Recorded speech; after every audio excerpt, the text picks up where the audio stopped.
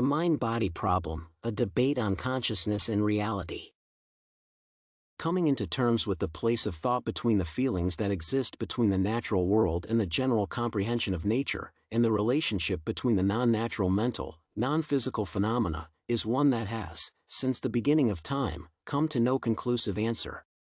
Throughout recorded history, there have been various representations of the disconnect between the corporeal and the spiritual, arising from the school of thought and intuition that, for some reason, the mind is entirely untethered from matter.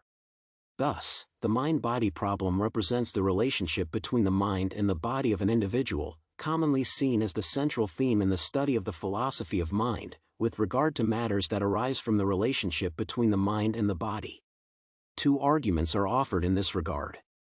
Dualism, traced to the kinds of Plato, Aristotle, and René Descartes, argues that the mind is an independent existing entity, where matter cannot be reduced to a mere mind. The monism argument, on the other hand, argues that only one of these entities exists according to the physical theory. Accordingly, the mind is a member of the physical theory, continually evolving in a world that is either mental in its own right or a perfectly generated illusion of an unknown substance. According to David Chalmers, in his 1997 book The Conscious Mind, In Search of a Fundamental Theory, the common sense of intuition and conscious experiences is distinct from any of the inanimate body relationships, which can ultimately be identified with the conscious self. Like Descartes, Chalmers argues that the mind is not an independently occurring physical being, agreeing that nothing mental ever explains anything physical. Chalmers contends that consciousness is a part of the proto-conscious properties that are part of the omnipresent matter of the physical laws. Accordingly, there is nothing special about the cognitive faculties of education and memory, as they can be explained through physical sciences and physical phenomena, though there is no connection to the mind and the body.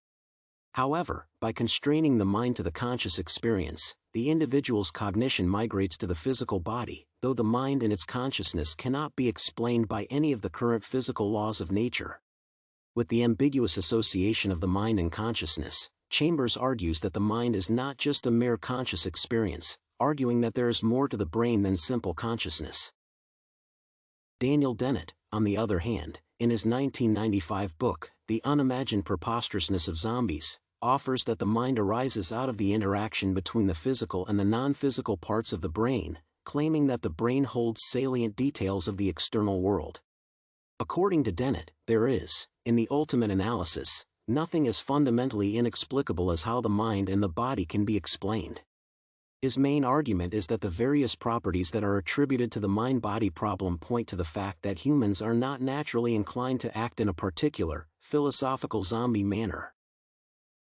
In contrast to the validity of Dennett's arguments, Chalmers argues that the proposal put forth by Dennett misses the point of the inquiry through the mere redefinition of consciousness in a manner to subjectively ignores the aspects of the mind. While Dennett argues that there is no consciousness in addition to the physical mind, the conscious mind is illusory, non-scientific, and non-physical, with no possible means of proving its existence. Additionally, while Dennett argues that consciousness can be explained through the use of science, Chalmers finds that science is lacking in this argument, explaining that he cannot imagine what the explanation of the conscious mind would look like. He is a materialist, believing that the conscious mind can be explained through the use of matter and conceding that some properties of the mind and consciousness are distinct and far removed from a physical explanation. Accordingly, consciousness, to him, is not logically entailed by brain structure. Even though the entire workings of the brain can be explained through the connections of neurons and brain tissues, the consciousness of the mind cannot be explained through the simple, physical nature of the brain structure.